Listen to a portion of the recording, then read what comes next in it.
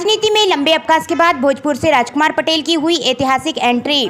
2000 से अधिक कांग्रेस कार्यकर्ता पहुंचे गौरगंज। कई भाजपा कार्यकर्ताओं ने भी ली कांग्रेस की सदस्यता।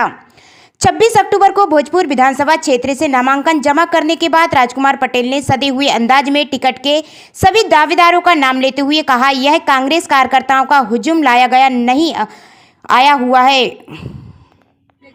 मैं अपनी बात को यहाँ से शुरू करना चाहूँगा कि कुलदीप इंदौरा जी ने मुझसे रास्ते में कहा कि अच्छा कार्यक्रम हो गया, तो मैंने कहा सर ये लाए गए लोग नहीं, ये आए गए लोग हैं। एक भी व्यक्ति को ये नहीं कहा गया कि उनको आना है। और ये इसलिए मुझसे लोगों ने कहा था कि भैया कैसे लोग आएंगे। मैंने कहा भैया जिसको आना है आए। कईयों को तो मैंने कहा कि तुम मत आना, तुम्हारी यहाँ धान कट रही है। मैं ये बात इसलिए करना चाहता हूँ कि हमें अपने संगठन की रूपरेखा और अपने चुनाव की रणनीति भी इसी हिसाब से बनाना चाहिए कि हमें अपना अपना काम करना है। हम ना तो गांव से दूर रहकर इस बात की कल्पना करें कि हम पूरा क्षेत्र जीत लेंगे, ना हम गांव से दूर होकर इस बात को सोच सकते कि हम कांग्रेस को मजबूत कर सकते हैं, और ना हम ये सोच सकते कि भोपाल से बैठकर या कहीं और से बैठकर हम गांव को मजबूत कर सकते हैं, तो हम धोखा खा सकते हैं। इस बात को सचेत करने के लिए मैं आप सबको आगाह करना चाहता हूं। मैं हमारे कांग्रेस अध्यक्ष आदरणीय मल्लिकार्जुन खड़गे साहब का, हमारी राष्ट्रीय नेता श्रीमती सोनिया गांधी, हमारे राष्ट्रीय नेता जिन्होंने पूरे देश के अंदर एक भारत जोड़ो यात्रा के माध्यम से जो एकता और मोहब्बत चारों तरफ फैलाई, आदरणीय राहुल गांधी जी का, प्रियंका गांधी जी का, हमारे प्रदेश के अध्यक्ष आदरणीय कमलनाथ जी का, दिग्विजय सिंह जी का, पचौरी जी का आभार व्यक्त करना चाहता हूं कि उन्होंने मुझे कांग्रेस प्रत्याशी के रूप में सेवा करने के लिए आपके बीच में भेजा। मैं केवल सभी कार्यकर्ताओं को और आम जनता को इस बात का भरोसा दिलाना चाहता हूं कि हम लोगों ने काका का अगर कहीं से सीखा तो भोजपुर विधानसभा क्षेत्र से ही हम लोगों ने सीखा था। पीछे मैं देख रहा हूँ संजय मीना खड़े हैं, हमारे तिरेली के सरपंच। 1983 में हम घूमने जा रहे थे चिकलौद। जीप में तो खुली जीप होती थी, जीप के अलावा कोई गाड़ी चलती नहीं थी। सब जीप किसी की बात होती थी तो बड़ा आदमी कहलाता था। और भोपाल के लोगों को जीप का शौक है। देखिए अभी भी जो जीप देखेंगे तो आप कहेंगे कि रुक के हम जीपों को देखते रहें।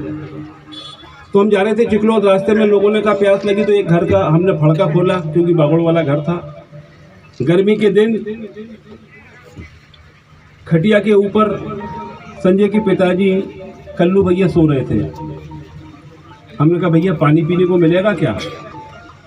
और तब से इस क्षेत्र से जो लगा हुआ, चाहे विष्णु भैया का परिवार रहा हो, चाहे देवेंद्र का परिवार रहा हो, चाहे अनेक यहाँ पर खड़े लोग हैं इनके परिवार के लोग रहे हो, हमारा ये जुड़ाव दिनों दिन गहरा होता गया और आज एक मजबूत रूप में हम लोग आपस में यहाँ पर खड़े हैं। मैं आप सबको विश्वास दिलाना चाहता हूँ कि अगर आप सबने मुझे सेवा का अवसर दिया तो भोजपुर विधानसभा क्षेत्र की कायाकल्प करने के लिए कोई कसर बाकी नहीं रखी जाएगी। चाहे बिजली की बात हो, कई किसानों ने अपनी खेत बखर दिए सब।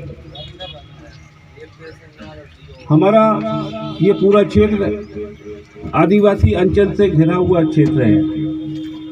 अगर हम जिरी बहेड़ा से बात करेंगे और घोटी बहरा तक चले जाएं तो सारा का क्षेत्र हमारे आदिवासी भाइयों का क्षेत्र है।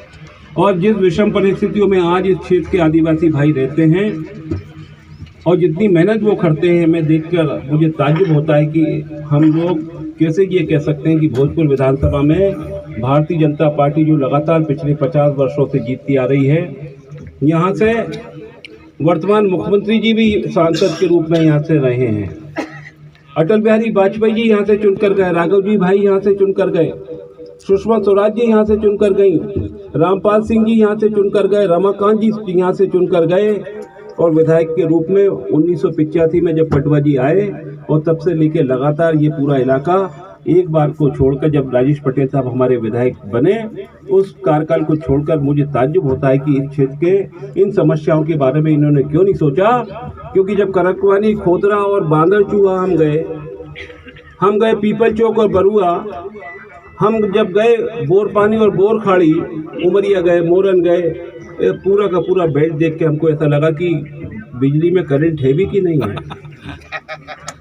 मोबाइल के चार्जर का, मोबाइल के चार्ज नहीं हो रहे, इतने भी करंट उसमें नहीं है। पंखा ऐसा घूमता हुआ मिला कि लगता ही नहीं था कि इसमें करंट है भी कि नहीं है। ये समस्या आज भोजपुर की सबसे बड़ी समस्या है, जिसके कारण आज किसान परेशान है, गरीब परेशान है, मेहनत कर परेशान है। सुल्तानपुर क्षेत्र के अंदर कैंप 5 में जब मैं गया, यहाँ भगत जी पीछे खड़े हैं कहीं, हमारी बैठक चल रही थी, एक किसान आ गया, बंद करो भाषण, पहले मेरा खेत चल के देखो, 12 दिन हो गए डीपी के जले हुए। मैंने कहा भाई मैंने सुन लिया है डीपी जल गई। बोले चल के देखो खेत। मैंने कहा भैया चलेंगे तेरे खेत में। और जब उसका खेत देखने गए तो मेरे मोबाइल में फोटो है, उसकी पूरी की पूरी धान सूख गई थी। 2 एकड़ का किसान था, 2.5 लाख का कर्जा उसके ऊपर हो गया था, और चिल्ला चिल्ला कर बोल रहा था कि मैंने अपने बच्चे और पत्नी को कल मारा था क्योंकि मेरा दिमाग खराब हो रहा है कि मैं 2.5 लाख कहाँ से पटाऊंगा। ये हालात इस भोजपुर विधानसभा क्षेत्र के बिजली के हैं। पीने के पानी के लिए माताएं 2-2 किलोमीटर जाती हैं। ये जो पनागर के हमारे साथियों ने आज कांग्रेस की सदस्यता ली है, जनपद सदस्य और तमाम लोग, इनके क्षेत्र के अंदर अगर जाके देखेंगे तो अनेक गांव ऐसे हैं यहाँ पर बिजली अभी तक नहीं पहुंची है। चाहे रमगढ़ा हो, चाहे डूडादेह हो, चाहे हमारा पाली हो, वहाँ की समस्याएं भी अलग। और 12.5 गांव के लोग तो यहाँ पर खड़े हैं, दातार भाई मुझे दिखाई दे रहे हैं, वहाँ भी बिजली का यही हाल है। चाहे उड़दमऊ चले जाओ, चाहे सोनपुर खमरिया चले जाइए, चाहे कराघाटी चले जाइए, बिजली का संकट चारों तरफ है। और इसलिए मैं आज के इस अवसर पर सिर्फ इतना बात कहना चाहता हूँ कि आज मैंने अपना नामांकन पत्र जो प्रस्तुत किया है वो बदलाव के लिए प्रस्तुत किया है और आपके सहारे किया है, आपके सहारे किया है। सलीम भाई और कुलदीप इंदौरा जी मुझसे पूछ रहे थे, मैं कहा भाई साहब सारे कार्यकर्ता चुनाव लड़ रहे हैं, एक एक गांव का कार्यकर्ता। कल मुझे ताज्जुब हुआ कि जब अब्दुल्लागंज ब्लॉक कांग्रेस की बैठक हुई तो 4 गाड़ी भराकर 12.5 गांव से आदिवासी भाई अब्दुल्लागंज आ गए। मैंने उनसे कहा कि आप अब्दुल्लागंज क्यों आए, 4 बजे हमारी बैठक सुल्तानपुर थी, वहीं रुक जाते। बोले नहीं नहीं अभी तो यहाँ मिलने आए, यहाँ से तुमको लेके वहां तक चलेंगे। ये भाव के साथ आज आदमी हमारा कार्यकर्ता लगा हुआ है। तो ये जो भाव आपका है मैं उसको सरमाथे के ऊपर लेता हूँ। और एक बात का विश्वास मैं आपको दिलाना चाहूँगा कि परिवर्तन के साथ जिंदगी भर का हमारा जुड़ाव है, उसमें आप कभी भी मुझे अपने से दूर नहीं पाओगे, ये भरोसा बस पे दिला सकता हूँ।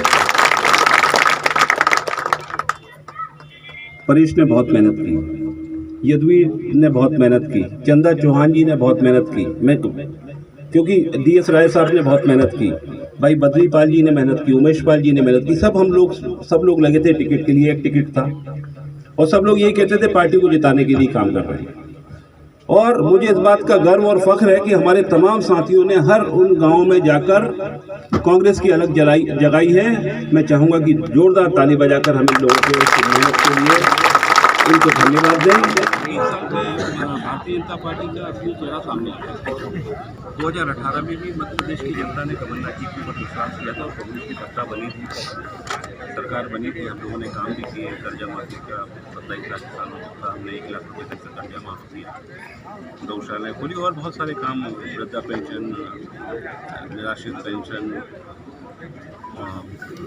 जो हमारे विधवा पेंशन, जो हमने अपना वादा किया था, हमने क्योंकि 15 साल में शिवराज सिंह जी की सरकार ने 300 रुपये ही रकम चला हुआ, तो उसको बढ़ा के हमने 600 रुपये किया था। तो अनेक काम ऐसे किए थे जिसके कारण प्रदेश की जनता में भरोसा जगा था। लेकिन आप जानते हैं कि जनबल की सरकार को धनबल से गिरा दिया गया। अब ये तो कुर्सी छीन के बैठे। तो अब इस चुनाव में जब 2018 में मध्य प्रदेश की जनता ने भारतीय जनता पार्टी को हटा दिया था, तो 2023 में भारतीय जनता पार्टी की सरकार हटेगी और कांग्रेस आएगी, फिर कमलनाथ जी के नेतृत्व सरकार बनेगी और प्रदेश में विकास के नए काम प्रारंभ हो, इसके लिए हम लोग कटिबद्ध। खबर अच्छी लगी तो लाइक करें, शेयर करें और हाँ, एक से बढ़कर एक ताज़ी खबरों के लिए आपके अपने SS News 24 चैनल को सब्सक्राइब करना ना